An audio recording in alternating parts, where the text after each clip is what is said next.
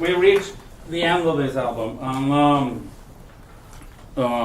the end is actually how it started out in the first place. A little bit more than a year ago. This Darkest Day was written under the worst of circumstances. And just out of curiosity, when did it hit you that I have to write about this? During those hours? Yeah, well, we on the 22nd of July. Well, you know, we were all there, and the festival was canceled, and that morning everybody was trying to figure out, through all the sadness, what we could possibly do, and I thought that we should try to play some music if in a church or something like that, and I talked to all the band members and and all the artists, and we all agreed that we wanted to do something. And the amazing thing, the hotel we were staying at, as soon as the spirit came, and Tom and Hulkin were saying, okay, this is totally up to you or whatever, and the hotel personnel heard we were thinking about doing it, and they said, he said, Chip, you just get everybody together and do what you're going to do. We're going to find the place. And so all of a sudden, with all the internet flowing around, we had 4 choices of churches and different things. We ended up doing, where do we do it, Tom? Brygga Kultursal. What was that? There was a theater, little... It's sort of the community theater. Paal. And everybody was rallying around. So this was around 12:30, 1 o'clock. They said, don't worry about it. And so the band just got together, and we were all going into different places to figure what we would do. And the idea was everybody in the festival would do 2 or 3 songs. We'd figure out which ones to do, and was kind of organized that way. And we said, we're going to meet at this, wherever it is, we're going to meet at 5 o'clock for a sound check, and we'll do the show at 7. So right around that, around 12:30, and I went up to my room at the hotel, at the Grand Hotel in Halden, and I just started writing this song. And I came down and I said, Joran, would you go over this with me? And so he started playing it, and the idea I was going to play it by myself. I said, you think Paul would sing this with me? And Joran said, I know he'd love to sing it with you. He wasn't there at the time. He wasn't around. So right before we finally decided in that place that Tom mentioned that that's where we were going to do it, and everybody was so into trying to do something, it was just, you felt desperate that you wanted to do something. So we all met there for sound check, and I saw Paul outside, and it was like just before we were going to perform, and he said, Chip, I heard you have a song you'd like me to sing with you.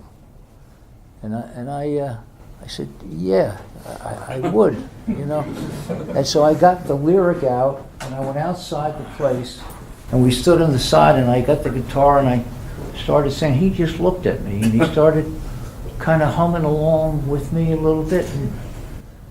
And I said, oh, Jesus, this is too much to ask somebody to do. He's not I'm thinking, he said, and Paul's just smiling at me, And I walked away. We're ready to go on stage, and the show's starting. And it goes on. I said, what the heck is going to happen here? And we get time. So it's all over, and this is the last song. And by the way, and all the people were coming, walking down the hill. And it was the most precious thing to see the people walking down holding hands, a lot of tears and everything. And we all did our thing. And then at the last thing, I said, okay, I don't know what I'm going to do. With this song, Paul, I don't know, we'll try it or whatever. So we walked out and had 2 microphones set up. It's almost like they were preparing that we had something that we knew what we were doing, And we walked out, and Paul walked over, and I never forget this. He walked out on the stage in front of me, and there were 2 microphones, and he took the one microphone off the stand, and I stood there like that. I don't know what he was doing. And he turned around, and he walked back, and he sat on the bass amp. He crossed his legs, and he went like that to me. Yeah. And I said, oh. So I looked over and I started to sing. And I want to tell you, this mini rehearsal we did, no human being was ready to sing the song, And all of a sudden, I got to the second, on the darkest day, and all of a sudden his voice came in. And it was so beautiful. I couldn't believe how beautiful it sounded. And when you see the little clip that Bjørn made of this thing, it was a beautiful little clip. And you can see him doing this. And he is this whole aura, is this whole passion for these kids, was floating around this thing.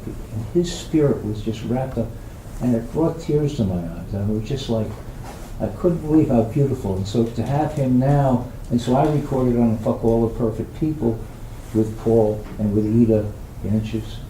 And then this is just the most beautiful version, the simple version with Joran and Paal. I'm so blessed. The blessings that you have through tragedy, and I don't mean just the Paal and I met, but to be part of the spirit of it. And we perform the song in churches and different places. And to be part of that, my life wouldn't be what it is without those kinds of things. And they are what make people richer. And Paal's version of this is so beautiful, and I treasure it.